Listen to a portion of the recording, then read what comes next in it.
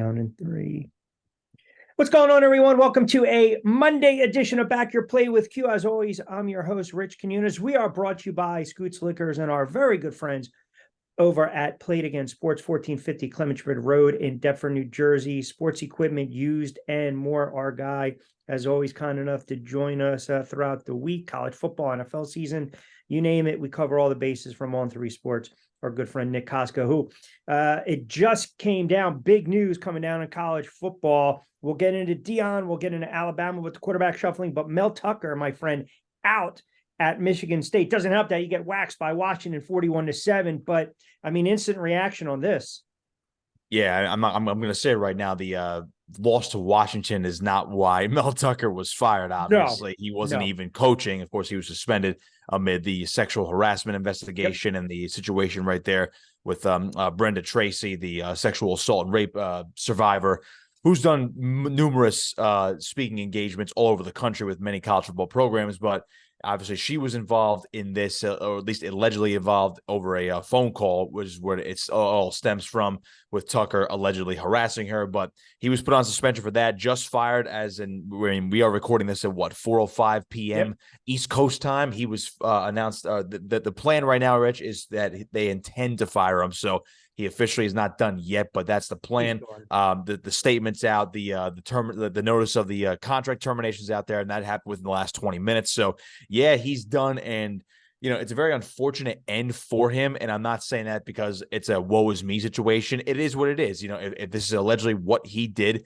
and that happens to be the truth, then yeah, I mean, I get you. That warrants a firing because, again, you're a college head coach, and we've talked about before. If this is allegedly what you did and you stepped over the line, I don't think that's a guy that you want to be a model to young men, a model to your kids if you're a parent there. Now, again, I'm away from the situation. I don't have any insight to the situation, but basically I want to chalk it up to them's the rules, and if you don't follow them, this is what happens. And again, it's been a tumultuous tenure, I would say, for Mel Tucker since that great 2021 season. The team goes 11-2 that year. They win the Peach Bowl, looking all great all of a sudden, and then all of a sudden the Spartans have a down year last year, 5-7.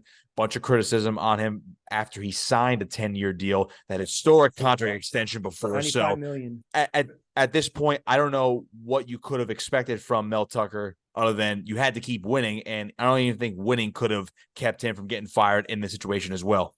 Yeah, I mean, listen, and I say, again, not to make light of any situation, the loss of Washington, he was on his way out once the university and the NCAA started to do this investigation. They were supposed to have that resolution hearing on the allegations. I think it was set to be heard October 5th.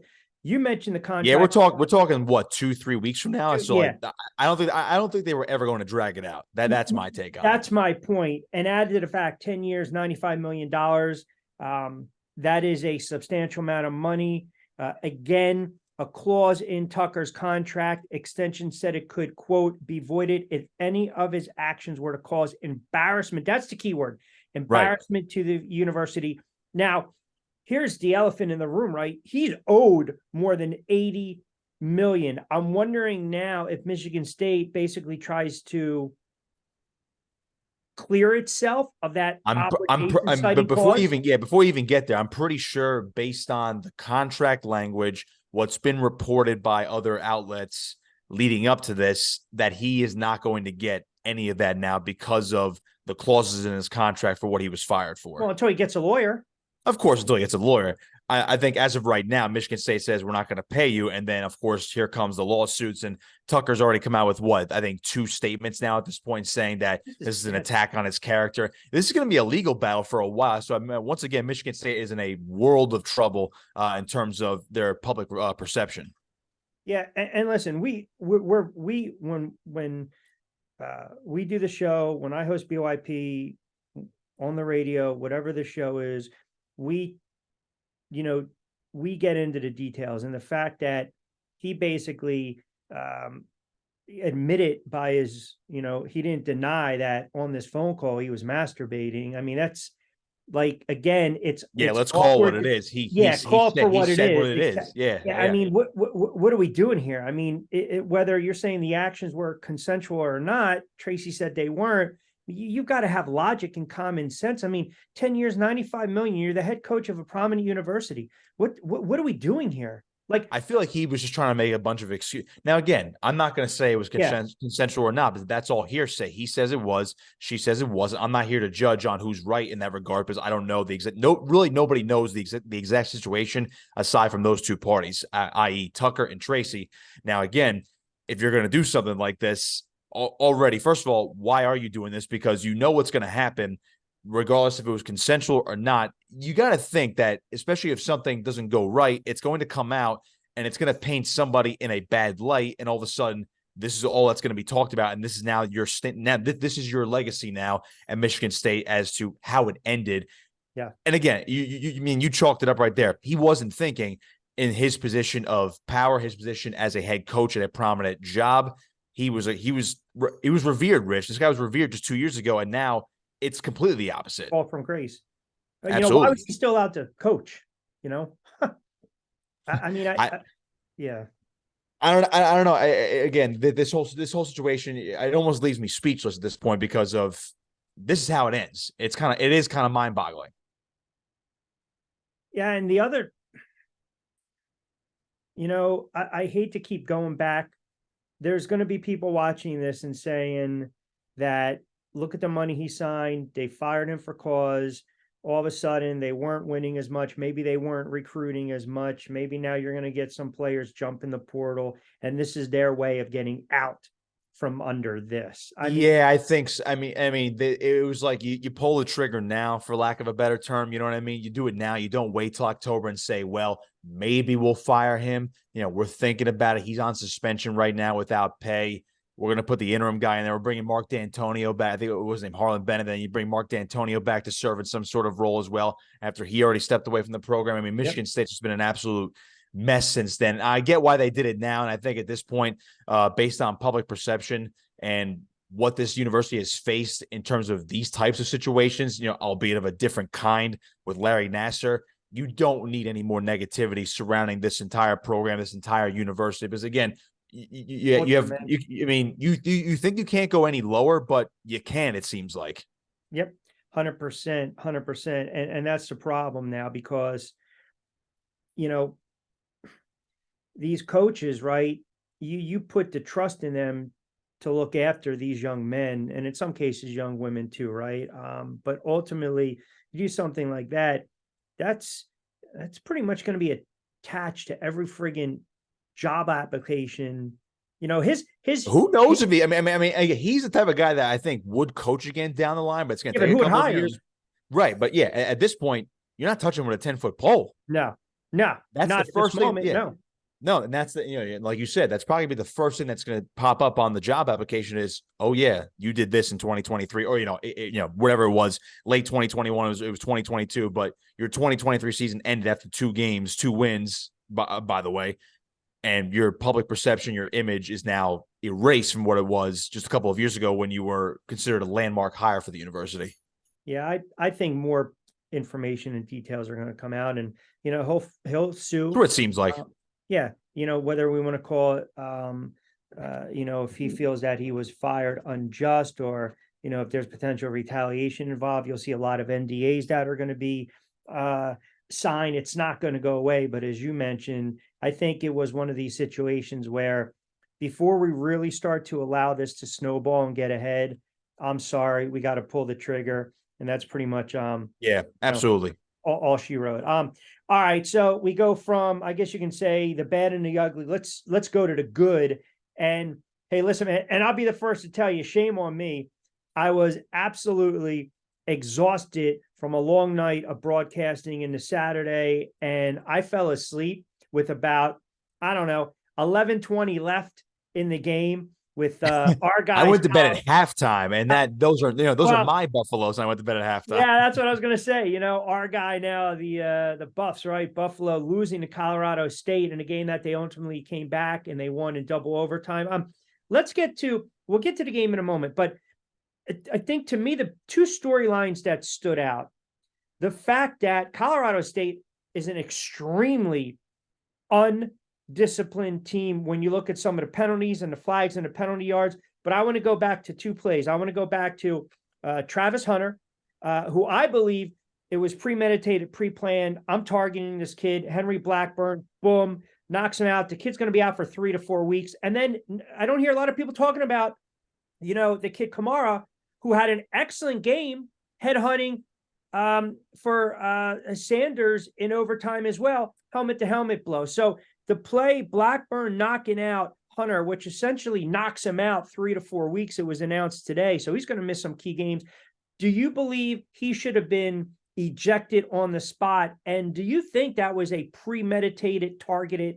I think it absolutely was. As far as getting ejected right away, I think that there are takes out there that say that would have gotten the game a little bit more under control per se, because you're at least sending the officials are sending a message saying, hey, this will not be tolerated today. The game was getting way too chippy. It was already too chippy before the game even kicked off. So was it premeditated? Only he knows that. So I'm not gonna put words in anybody's mouth or assume anything. In my judgment, in my best judgment, I would say it was premeditated, because that ball clearly was down. The play was over, and he gave him a huge shoulder and a huge shot to the ribs.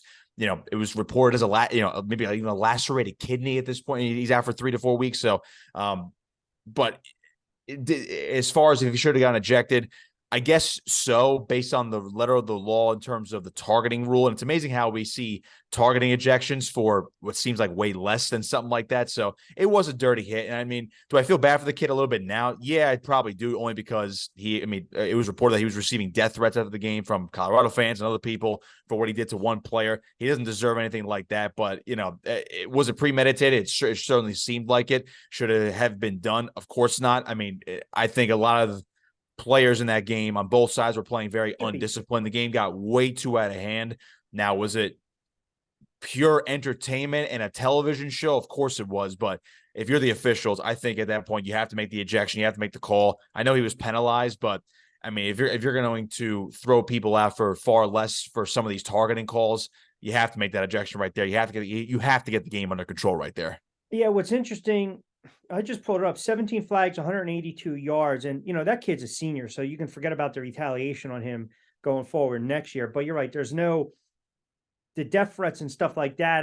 I think it was pre-planned, and I think it was a Bush League move and tactic. So be it. And now you lose Hunter. You have to move on. I mentioned the helmet to helmet with Kamara. See, the problem is now, and listen, Sanders pretty much put his fingers in a kid's helmet. Let's not forget about that. I feel like nobody's really talking about that, even though that was all over social media. But yeah, nobody's really talking about that too. I don't excuse that either. I mean, that was Bush.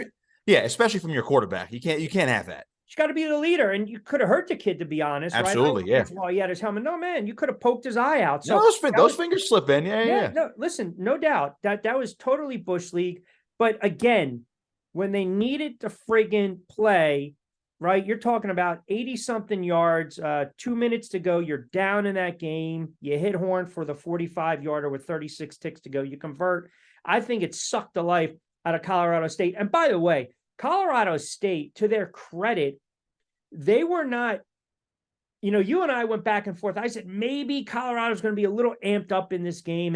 And I thought they were early on before I started to count sheep right around 11 minutes left. Bad job by me in the fourth quarter. But Colorado State, they were trying to be a little tricky. They were trying to get some movement. Their quarterback, recovered from that pick six early, was making a nice couple of throws. Colorado's offense wasn't in gear so much, but you just got the sense, man, that you were allowing Colorado to hang around. It didn't help that you had the one touchdown nullified as well, right? Which I also think changed somewhat the momentum complexion of the game. I mean, I believe they went too conservative late. I went back and rewatched the game. They went too conservative late in that game, and the coach is bitching and complaining afterwards about the flags and the penalties. Well, that's on you, man. You have a chance to get rid of this team, get rid of them. And they didn't do that.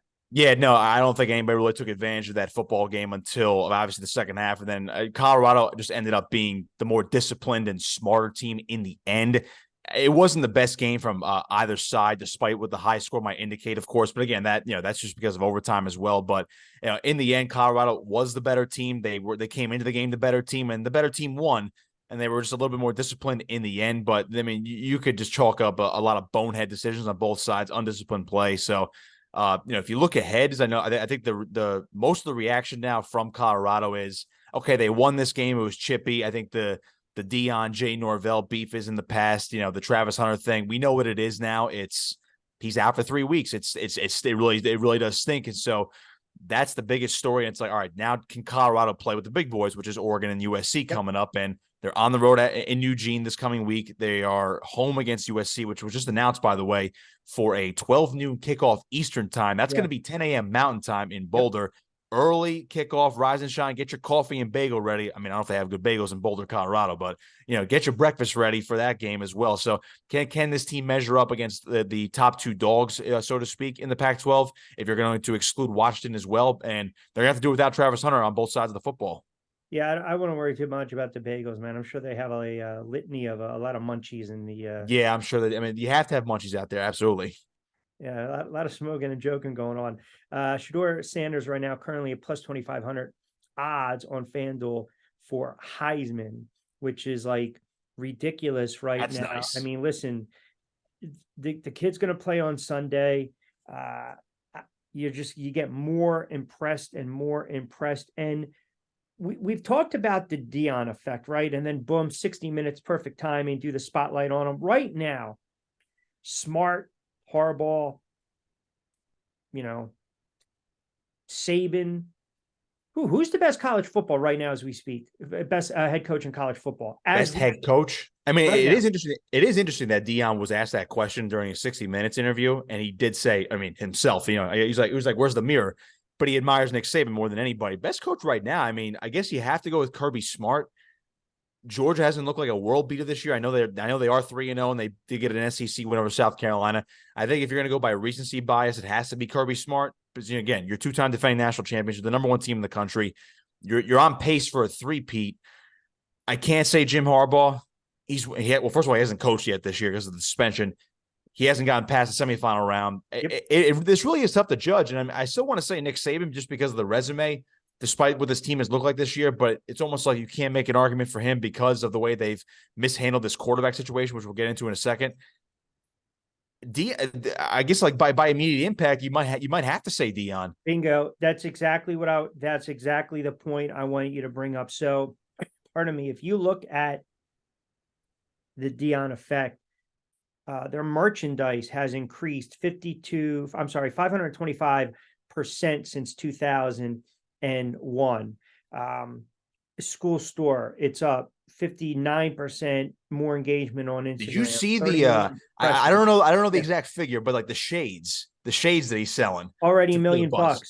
Isn't that amazing? $1 million. Yeah. So I mean, listen, we always calculate, we want to quantify wins and losses, right? But from a financial standpoint, just for that region and that area, if you take that into consideration, then you have to say right now in the whole grand scheme of thing, and you're right, maybe you are drinking too much of the juice. Maybe it is recency bias. He has to be overall body of work combined with that. Most I'll say this, the most impactful head coach in college that right to me now. is a better word. I'm not going to say best coach. I mean, he's a great coach. Don't get me wrong. I love Deion as a head coach, and he's proven himself to be a great head coach.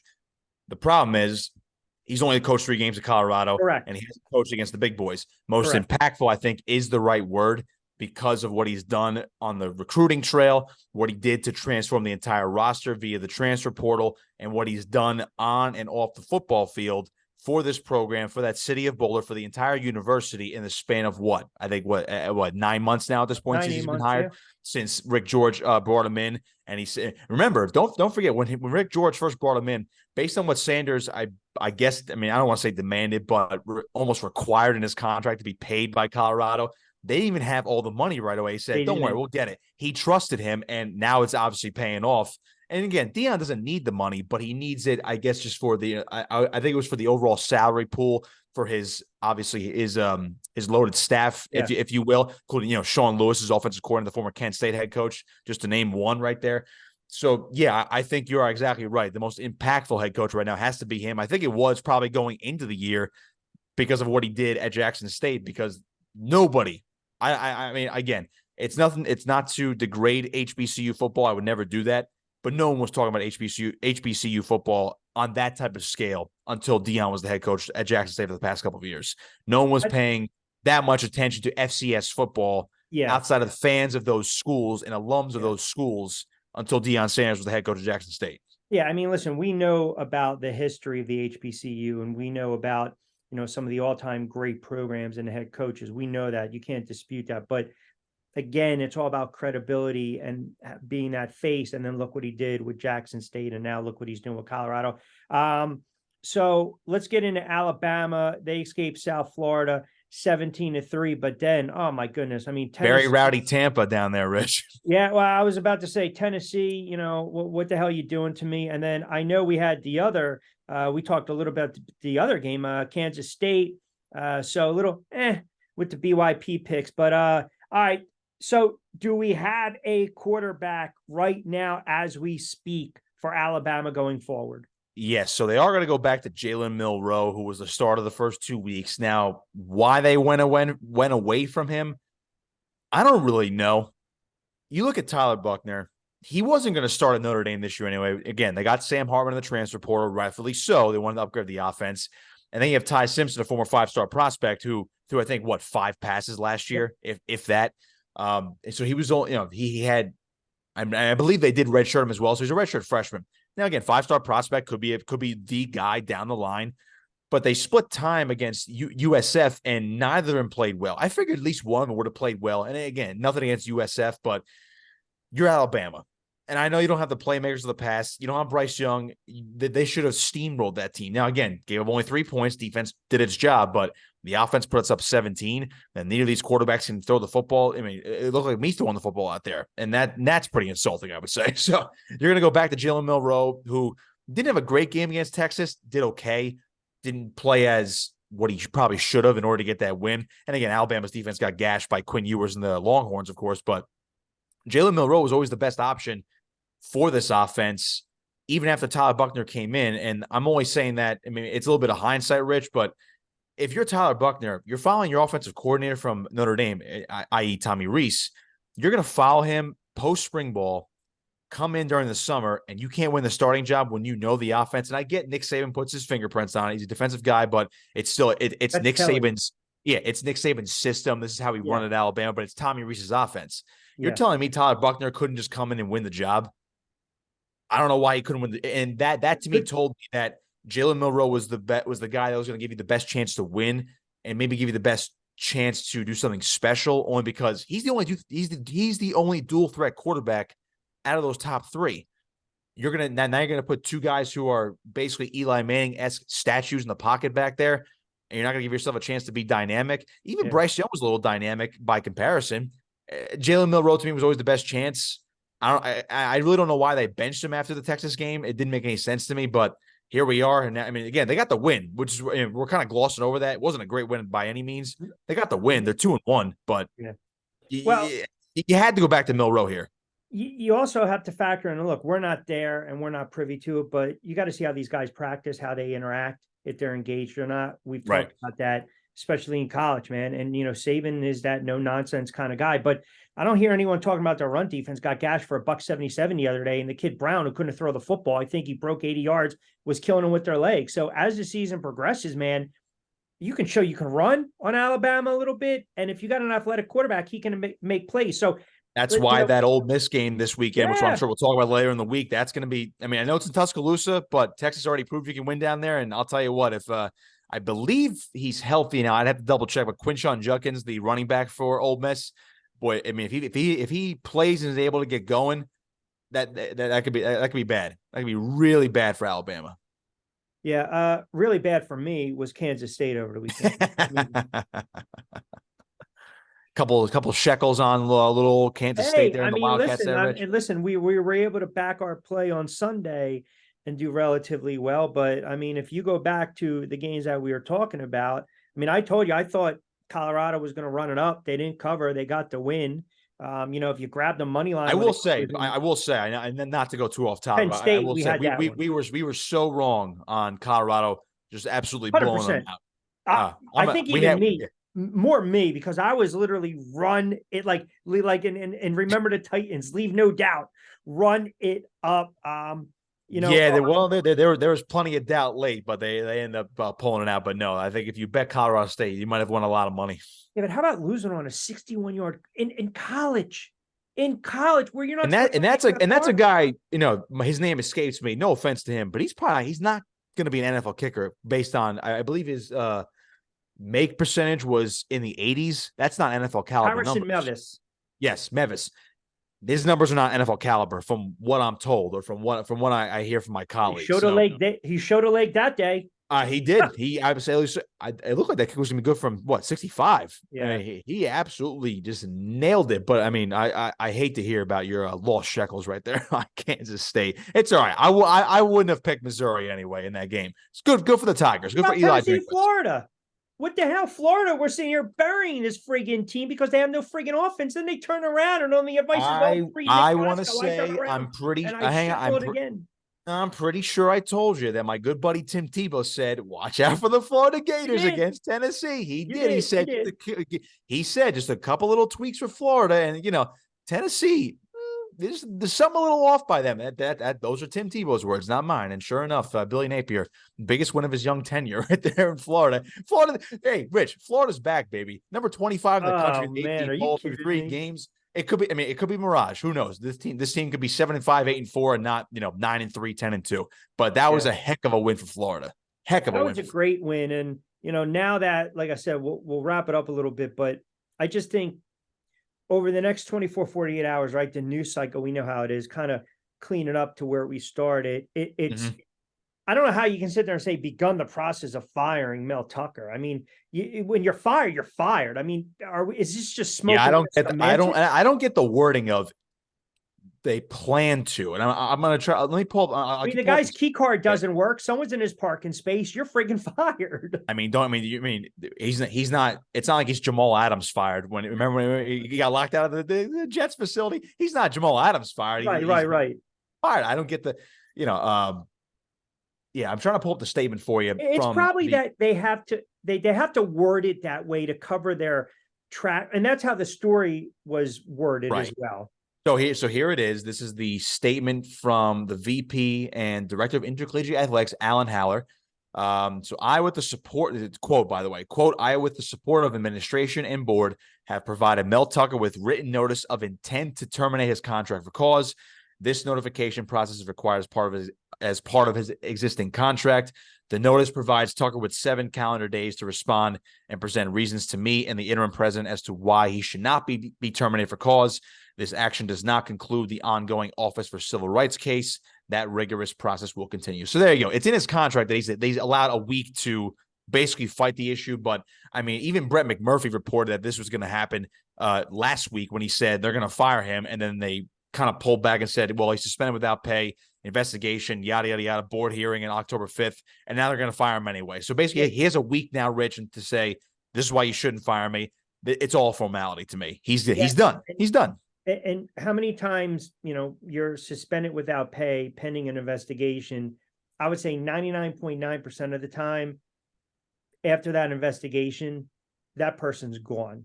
I don't care. Right. I don't care what line of work it is. That's generally what happens. That's the first step, right? Following protocol.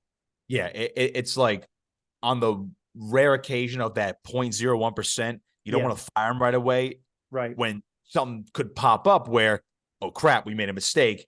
Again, it rarely happens, but you'd rather be safe than sorry, because then again, we already talked about a lawsuit potentially coming. I would expect one from Tucker anyway, even after this whole thing. There has to be some way where he can counter sue or sue and basically counter this move. He'll sue for wrongful termination. But again, if you go back, school would not have to pay him what's remaining on his deal if he's fired. Which is a lot of money. So I mean, again, correct. I'm not.